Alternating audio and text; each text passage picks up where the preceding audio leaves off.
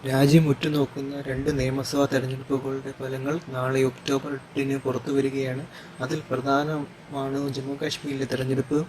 Article 370 ഭേദഗതി ചെയ്തുകൊണ്ട് ജമ്മുകാശ്മീരിൽ ഉണ്ടാക്കിയ മാറ്റങ്ങൾ തങ്ങൾക്ക് വോട്ടാകുമെന്നും ബിജെപി കരുതുമ്പോൾ, അപ്പുറത്ത് നാഷണൽ കോൺഗ്രസ് സഖ്യം തികഞ്ഞ ആത്മവിശ്വാസത്തിലാണ്. 2014-ലായിരുന്നു അവസാനമായി ജമ്മുകാശ്മീരിൽ നിയമസഭാ തെരഞ്ഞെടുപ്പ് നടന്നത്. അതിൻ്റെ ഫലം പുറത്തു വന്നപ്പോൾ PDP 28 സീറ്റുമായി ഏറ്റവും വലിയ ഒറ്റകക്ഷിയായപ്പോൾ BJP 25 സീറ്റുമായി രണ്ടാമതെത്തി.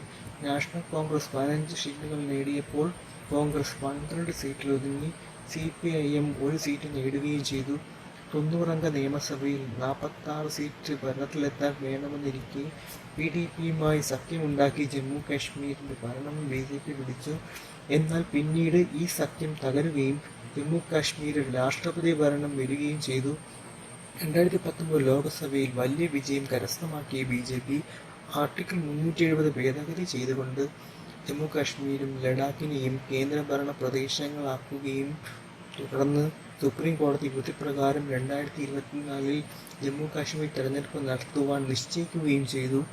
ശക്തമായ പോരാട്ടം നടന്ന ഈ തെരഞ്ഞെടുപ്പ് എക്സിറ്റ് പോൾ പ്രവചന പ്രകാരം നാഷണൽ കോൺഗ്രസ് സഖ്യം മുൻതൂക്കം പ്രവചിക്കുന്നു. ആക്സിസ് മൈ ഇന്ത്യയുടെ പ്രവചനം അനുസരിച്ച് BJP 24 മുതൽ 34 സീറ്റ് വരെയും, നാഷണൽ കോൺഗ്രസ് സഖ്യം 35 മുതൽ 45 സീറ്റ് വരെയും, PDP 4 മുതൽ 6 വരെയും, മറ്റുള്ളവർ 8 മുതൽ 23 വരെയും പ്രവചിക്കുന്നു. India today C voter poll survey അനുസരിച്ച് BJP 27 മുതൽ 32 വരെയും, നാഷണൽ കോൺഗ്രസ് സഖ്യം 48 മുതൽ 40 വരെയും, PDP 6 മുതൽ 12 വരെയും, മറ്റുള്ളവർ 6 മുതൽ 11 വരെയും പ്രവചിക്കുന്നു.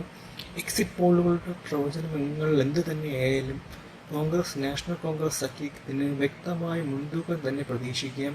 കോൺഗ്രസിന്റെ ശക്തമായ ഒരു തിരിച്ചുവരവിന് ഇത് കാരണമാവുകയും വരുന്ന മഹാരാഷ്ട്ര തെരഞ്ഞെടുപ്പുകളിൽ ഒക്കെ അതിൽ പ്രതിഫലിക്കാൻ സാധ്യതയുള്ളതായി കാണുകയും ചെയ്യുന്നു.